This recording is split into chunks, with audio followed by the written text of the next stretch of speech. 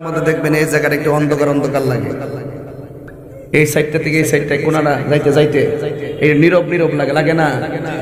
আমি মাঝে মাঝে গাড়ি দিয়া যখন যাই তখন আমি মাঝে মাঝে কিছু পোলাপানের চেহারা যা দেখি, মাঝে মাঝে কিছু অন্য মনস্ক ভাবের চেহারা দেখি।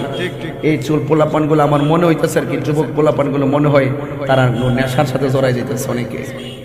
এই যুবক, আমি তোমাকে বলছি এই তোমাকে বলছি, যে জবান একটু আগে আল্লাহর নাম বলছো, এই জবান দিয়ে কি বাবার ট্যাবলেট যাইতে পারে?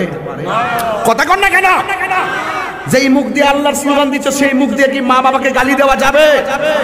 যুবক, আমি তোমাকে সতর্ক করতে এসেছি, আজকে থেকে ওয়াদা করতে হবে আমরা কখনো নেশা করব না। আরো বড় করে বলতে হবে, নেশা করব না। আরো যদি নেশা করব কেন?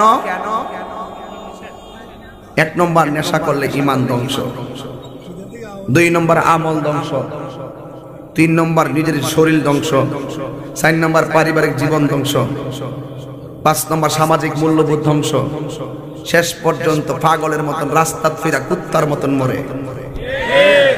সাবধান কইয়া দিলাম যুবক, আজকে থেকে ওয়াদা, কবর